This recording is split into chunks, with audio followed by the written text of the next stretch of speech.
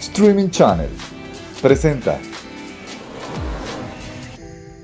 La mejor época de Venezuela, segundo intento, capítulo 6.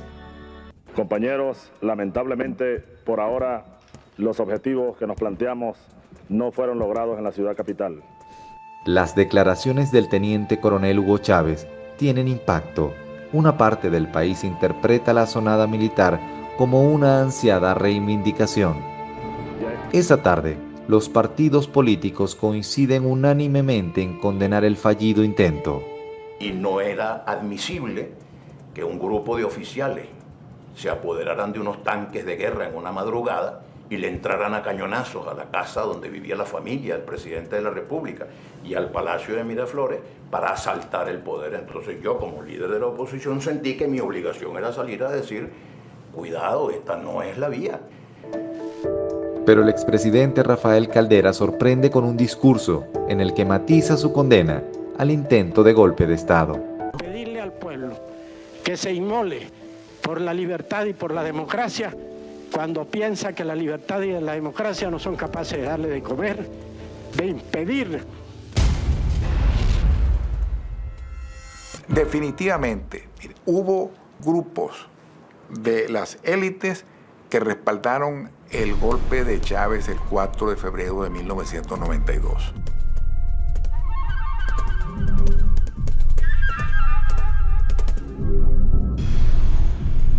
Aunque el golpe de Estado fracasa, dejando decenas de venezolanos muertos, los sectores opositores a Pérez parecen haber ganado más ímpetu para exigir rectificaciones y hasta un cambio de gobierno.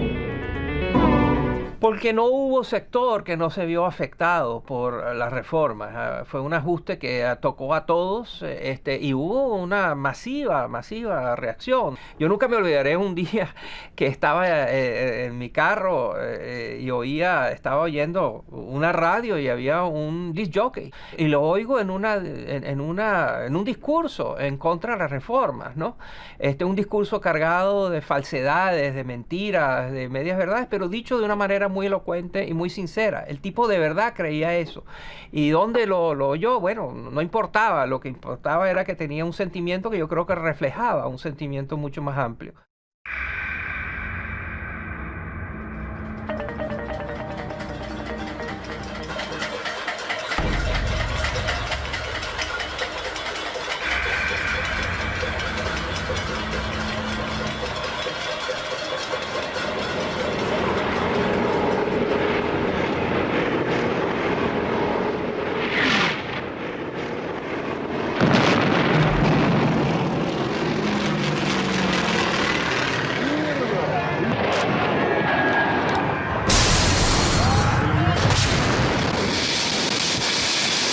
En estos momentos, señores, ustedes pueden observar cómo acaba de caer un cohete cerca del Palacio de Miraflores. Sin embargo, y gracias a Dios no hemos sufrido daños, pero parece que una de las partes del Palacio de Miraflores sí sufrió bastantes daños, uno de los muros.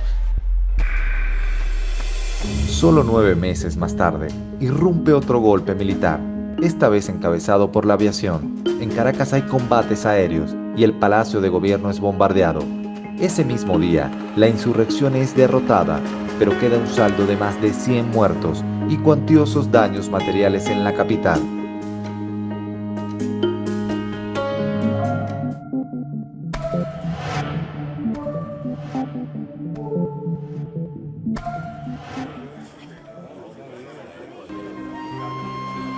Apenas días más tarde, se realizan las segundas elecciones para gobernadores y alcaldes. Acción Democrática pierde algunas gobernaciones y responsabiliza a la política del presidente Pérez por esta derrota. He defendido la majestad de la presidencia de la República frente a las bombas, frente a la metralla y frente a la infamia. Es un momento para la unidad. Busquemos lo que nos vincula y desechemos lo que nos separa. Que no sea la agresión ni el odio lo que campé en 1993, sino el encuentro, el debate sano y los acuerdos y realizaciones que tenemos planteados. Manos a la obra.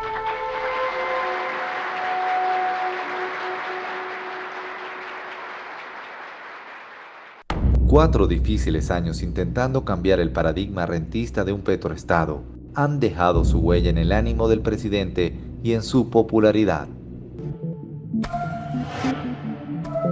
Carlos Andrés, lo que pasa es que se quedó solo.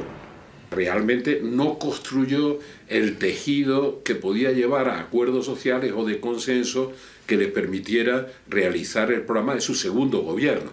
O sea, su idea era mucho más clara, pero los interlocutores fallaban por todas partes. Y cuando los líderes caen en el prestigio popular, se convierten en presa de todos los que tienen acumulados resentimientos legítimos o ilegítimos. Y entonces empezaron a sentir que estaba débil, que estaba muy debilitado. Las élites, eso que llamamos los notables, ¿no? ¿Te fijas? Por la obsesión, ¿no?, que tenían de liquidar a Carlos Andrés Pérez a como diera lugar. La cosa personal en la política venezolana históricamente ha tenido mucho que ver. Incluso Rómulo Betancourt, en alguna oportunidad yo le escuché decir que la política venezolana era un pleito permanente entre compadres y comadres, amigos y amigas.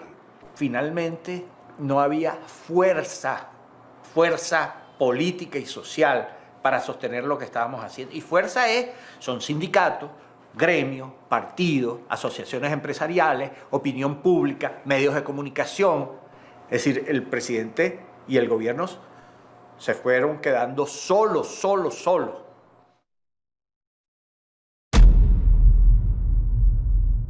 En marzo, el fiscal general de la Nación inicia una acusación directa contra la presidencia de la República por el uso indebido de 250 millones de bolívares de la partida secreta. Y ese caso, que fue a comienzos del gobierno de Carlos Andrés, durmió hasta que políticamente los factores que querían a Carlos Andrés Pérez fuera del gobierno decidieron que era el momento oportuno para utilizar ese expediente y lograr su objetivo. Sus defensores aseguran que la acusación carece totalmente de base jurídica, pero el ambiente político del país no lo percibe así.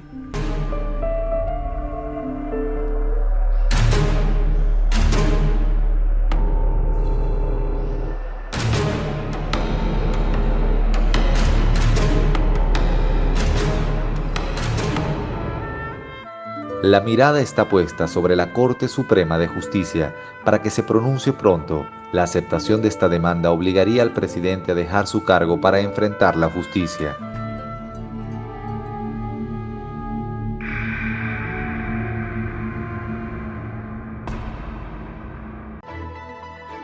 Carlos Andrés reúne a su gabinete en el Palacio de Miraflores. Esperan juntos los resultados de una histórica votación. Hay quienes le han aconsejado no renunciar en ningún caso. El presidente cree en su buena estrella. Una llamada telefónica termina con el suspenso. Con una mayoría de 9 votos y 6 abstenciones, la Corte ha tomado su decisión.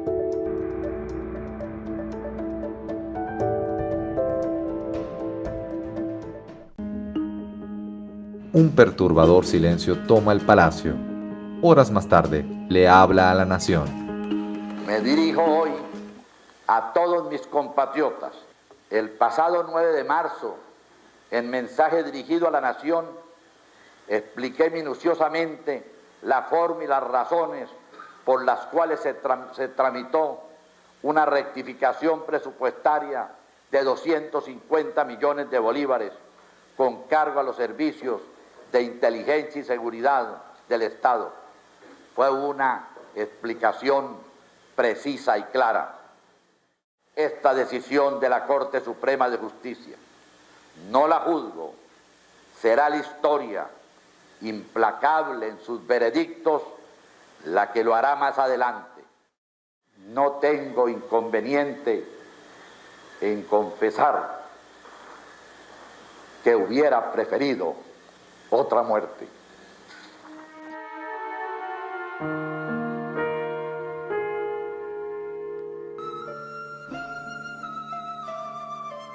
Segundo gobierno de Carlos Andrés Pérez acaba de terminar 8 meses antes de lo previsto. El proyecto de reducir el tamaño del Estado y dejar de ser un país que solo exporta petróleo tendrá que esperar.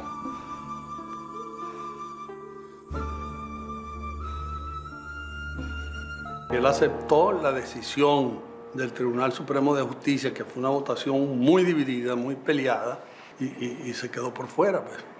¿No? Dio un testimonio, ¿no?, de lealtad institucional, ¿no?, hacia las instituciones básicas a costa de su propia presidencia y de su propio prestigio. Él, en vez de acumular y concentrar y buscar trucos legales y políticos y financieros para concentrar poder, él distribuyó el poder. Y al final, esa distribución del poder terminó acabándolo a él y llevándolo a la cárcel.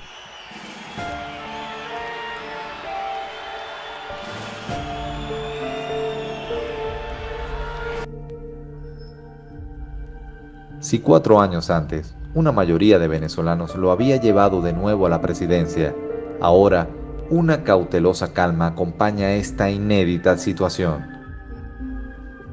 Días más tarde, el historiador Ramón J. Velázquez es electo por el Congreso para asumir la presidencia hasta el final del mandato constitucional.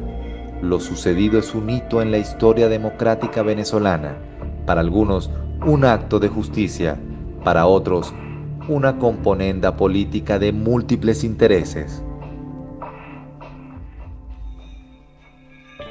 Cuando tuvo, digamos, la mejor política para hacer un ajuste que era inevitable, fue cuando no se le permitió ello. O si quieren decir fracasó, o lo hicieron fracasar. Es el tema de que no se le explicó bien al país lo que se pretendía hacer, cosa que es absolutamente cierta. Sin embargo, yo me pregunto si hay alguna manera de explicar esto que haya logrado crear el apoyo que era necesario.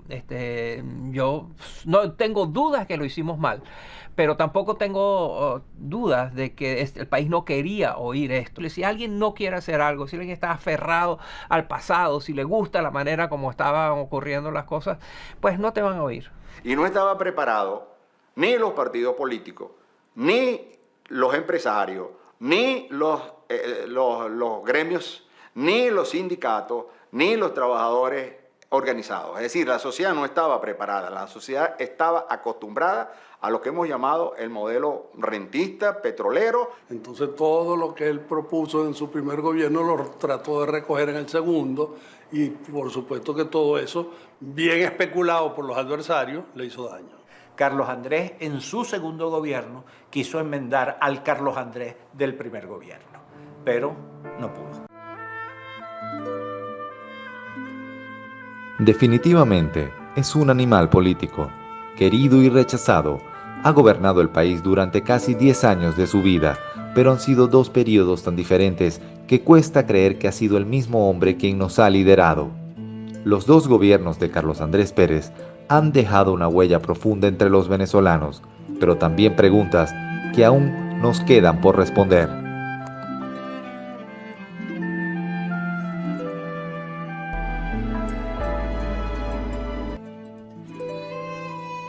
¿Puede un país recibir inmensos ingresos petroleros y no convertirse en un petroestado más? ¿Acaso son los líderes más necesarios que las instituciones? ¿Quién responde por los errores de un país? El presidente, las élites, los ciudadanos que votan. ¿Estamos preparados los venezolanos para asumir una responsabilidad compartida entre ciudadanía y Estado?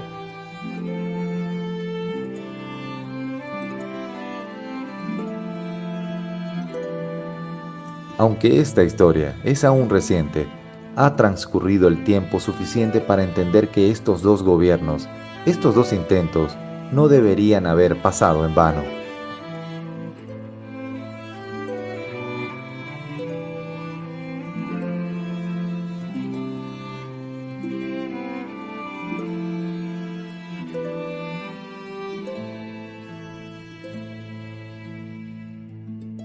La cultura del odio, desgraciadamente, esa es la historia venezolana.